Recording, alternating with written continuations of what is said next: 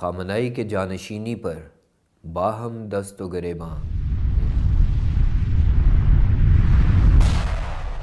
ایرانی ملا 20ویں صدی میں دنیا کے تاریخ پر نشیب و فراز کے کئی باب نقش ہوئے۔ 2 عالمی جنگوں نے دنیا کی رعنائی کو مرجھا دیا۔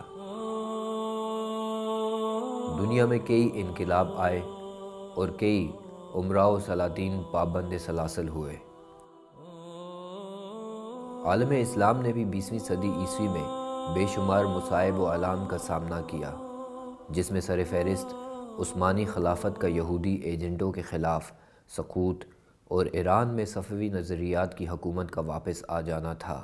ایک انقلابی شکل میں مکر و فریب کا سہارا لیتے ہوئے خمینی نے CIA کی مدد سے فرانسیسی حکومت کی سرپرستی میں ایران میں ایک انقلاب برپا کیا۔ شروع میں تو اسے ایک اسلامی انقلاب کے طور پر کیش کیا گیا، لیکن جلد ہی اس انقلاب کی حقیقت تب کھل کر سامنے آئی جب خمینی نے اہل سنت مسلمانوں اور اپنے سیاسی مخالفین کا بری طرح سے استحصال شروع کیا۔ انقلاب کے بعد حکومت کی بنیاد نظریہ ولایت فقیہ پر رکھی گئی، جس کے بعد تمام خدائی اور شرعی اختیارات ایران کے سپریم لیڈر کے پاس ہوں گے۔ انقلاب ایران کے بعد حکومت اور منصب کے رسیا ملاؤں نے اپنے اقتدار کو بچانے اور طول دینے کے لیے ہر طرح کے ہتھ کنڈے اپنائے، جو تاحال جاری ہیں۔ ایرانی خبر رساں اداروں کے مطابق سپریم لیڈر سید علی خامنائی کی طبیعت کینسر کے مرض کی وجہ سے سخت ناساز ہے اور ایرانی ملاؤں میں ان کے جانشینی کے لیے ابھی ہی سے رسا کشی جاری ہے، جس میں ایک سے بڑھ کر ایک ملا مستقبل میں ایران کا سپریم لیڈر بننے کے لیے بیتاب اور سیاسی داؤ پیچ میں مصروف ہے۔ اسی حوالے سے ایرانی ماہرین کونسل کے وائس چیئرمین اور جامعہ تہران کے امام محمد علی مہدی کرمانی نے ایرانی سپریم لیڈر خامنائی کی وفات کے بعد ایرانی قیادت کے حوالے سے حکمت عملی پر زور دیا ہے۔ یہ بات انہوں نے سخت گیر ایرانی رہنماؤں کے ایک گروپ سے گفتگو کرتے ہوئے کہی۔ انہوں نے مزید کہا کہ ملک اس وقت خطرناک اور نہایت حساس دور سے گزر رہا ہے اور ایسے وقت میں قدامت پسندوں کو اپنی صفوں میں اتحاد پیدا کرنا ہوگا۔ خامنائی سرطان کے مریض ہیں اور اطلاعات کے مطابق آج کل ان کی طبیعت کافی ناساز ہے۔ اس سے پہلے ایران کے سابق صدر ہاشمی رفسنجانی نے ایک بیان میں کہا تھا کہ سپریم لیڈر خامنائی کے جانشین پر غور کرنے کے لیے ایک کمیٹی تشکیل دے دی گئی ہے، جو کہ خامنائی کی وفات کے بعد ان کے متوقع جانشین کا تعین کرے گی۔ رفسنجانی کے اس بیان پر خامنائی کے پیروکاروں نے سخت برہمی کا اظہار کیا اور کہا کہ خامنائی کو ان کے عہدے سے ہٹانے والوں کا انجام آیت اللہ حسین منتظری جیسا ہوگا۔ آیت اللہ حسین منتظری انقلاب ایران کے بانی آیت اللہ خمینی کے جانشین تھے، جن کو بعد میں معزول کر کے گھر میں نظر بند کر دیا گیا تھا۔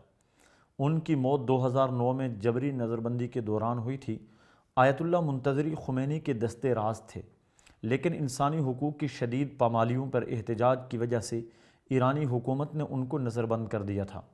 ایرانی خبر رساں ایجنسی ایلنا کے مطابق علامہ تقی مصباح یزدی نے پاسداران انقلاب کے عہدیداروں کے ایک وفد سے ملاقات کے دوران خبردار کیا کہ سپریم لیڈر آیت اللہ خامنائی کو ان کے عہدے سے ہٹانے کے لیے ریفرینڈم کرانے کی باتیں ملک کے سیاسی مستقبل کے لیے خطرناک ثابت ہو سکتی ہیں۔ ان کا اشارہ گارڈین کونسل کے چیئرمین اور سابق صدر علی اکبر ہاشمی رفسنجانی کے اس بیان کی جانب تھا، جس میں انہوں نے حال ہی میں کہا ہے کہ سپریم لیڈر کی خرابی صحت کی بنا پر ان کے نائب کی تقرری کے لیے ایک کمیٹی تشکیل دی گئی ہے۔ علامہ یزدی کا کہنا تھا کہ ایران کا سیاسی نظام ولایت فقیہ کی بنیاد پر قائم ہے، جس میں اختیارات کا محور سپریم لیڈر ہیں۔ رہبر انقلاب اسلامی کو کوئی دوسرا ادارہ ان کے منصب سے نہیں ہٹا سکتا۔ سپریم لیڈر خود چاہیں تو عہدہ چھوڑ سکتے ہیں۔ انہیں ہٹانے کی کوشش کرنا یا ان کے لیے ریفرینڈم کرانا ملک کو کمزور کرنے کے مترادف ہوگا۔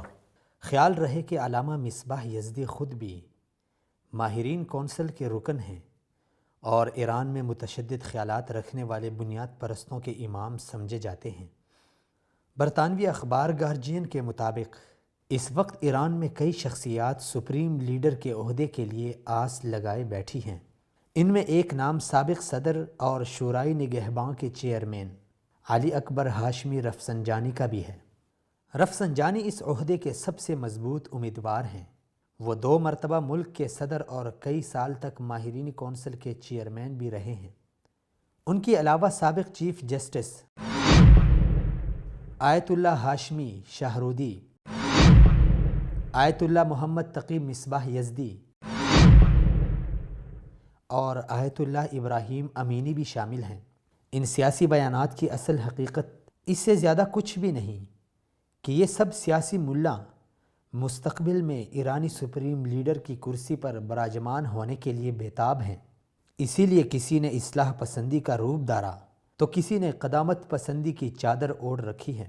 ایرانی ملاؤں کی اس سیاسی رساکشی سے یہ بات ظاہر ہوتی ہے کہ ایرانی انقلاب کے نتیجے میں آنے والی حکومت اور اس کی کابینہ کی حیثیت ہوس اقتدار کے رسیہ مفاد پرستوں کے ٹولے سے زیادہ کچھ بھی نہیں، جنہوں نے مذہب کے نام پر اللہ کے بندوں کو غلام بنا رکھا ہے۔